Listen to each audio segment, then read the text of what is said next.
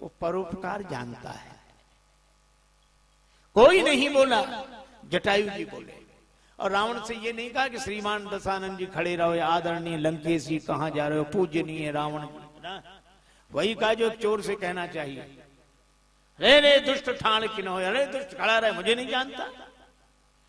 अब रावण ने पहली बार दुष्ट सुना था, उसकी तो लोग रोज स्तुति करते थे। रावण ने कहा मुझे दुष्ट कौन कह रहा है। समझा शायद भगवान विष्णु आ रहे हो,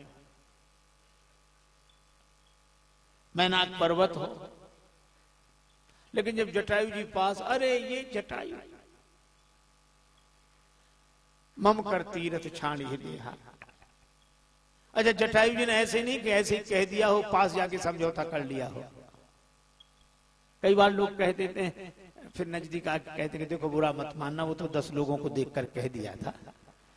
लेकिन अब आप तो स्वयं समझदार हैं, आपकी छवि धूमिल होती है। जरा ये नहीं, जटायु जी ने वही कहा जो कहना चाहिए, और जटायु जी ने वही किया जो कर देना चाहिए।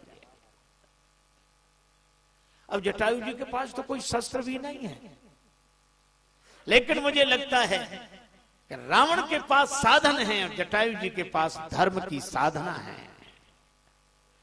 कैसे सन्मुख हुए जटायु जबकि शत्रु सबल था, क्योंकि आत्मबल गृद्धराज के जीवन में भी प्रबल था। ये मनोबल था, आत्मबल था। कितना बढ़िया शस्त्र, धनुष हो तो बाण चढ़ाना पड़े, तलवार हो तो म्यान में से निकालनी पड़े, चोंच तो हमेशा तैयार। शुरू चोंचन मारी बिदारिस देही। और रावण कहां कहां बचावे, एक ही क्षण के लिए सही, लेकिन रावण पराजित हुआ, जटायु जी विजयी हुए। दंड एक भई मूर्छा ते ही, प्रकृति के प्राणियों की त्यागियों से प्रीत होती है, और जिनका चरित्र है उज्जवल उन्हीं की जीत होती है। रावण मूर्छित हो गया, जटायु जी ने धारिकज विरत की न मही गिरा, सीत ही राख गीध पुनि फिरा। बाल पकड़ के नीचे गिराया और श्री सीता जी को एक ओर बिठाकर फिर गया लौटकर। एक महात्मा कह रहे थे कि रावण मूर्छित था। जब तक रावण मूर्छित था, जटायु जी चाहते तो उसकी 20 आंखों का ऑपरेशन कर सकते थे कि नहीं, चोंच से। रावण को देखते ही नहीं, फिर क्या करता वो, पर जटायु जी ने नहीं किया। किसी ने जटायु जी से कहा कि वार क्यों नहीं करते इस पर।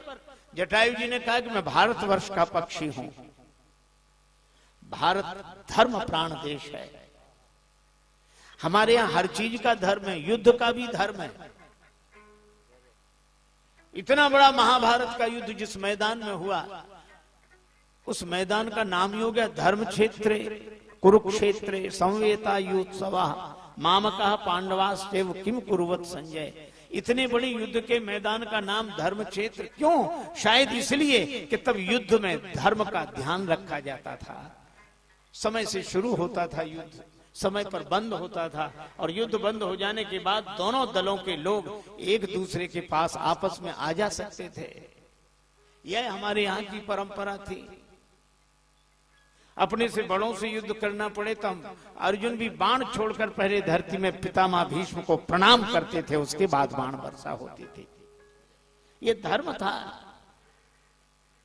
अब जमाना बदल गया है। पहले युद्ध में धर्म था, अब धर्म में युद्ध आ गया है।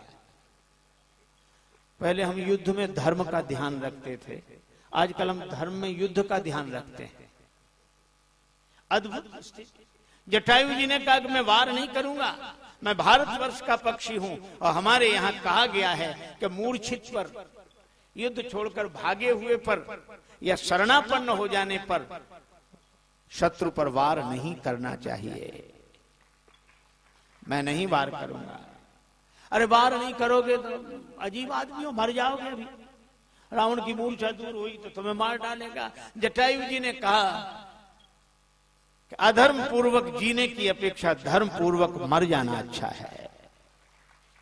हम मरेंगे धर्म पूर्वक।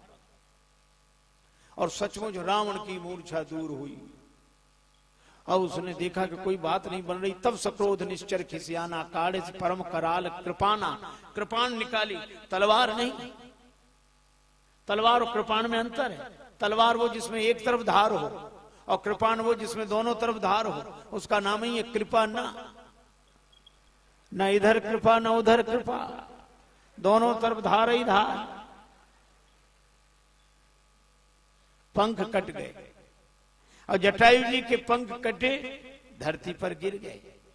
लेकिन आप देखो, धर्म पूर्वक पराजित होने वाले महात्मा जटायु भगवान को याद करते हैं। काटे सी पंख परा, काटे सी पंख परा, ठग धरनी, काटे से पंख परा करनी, सुमिरी राम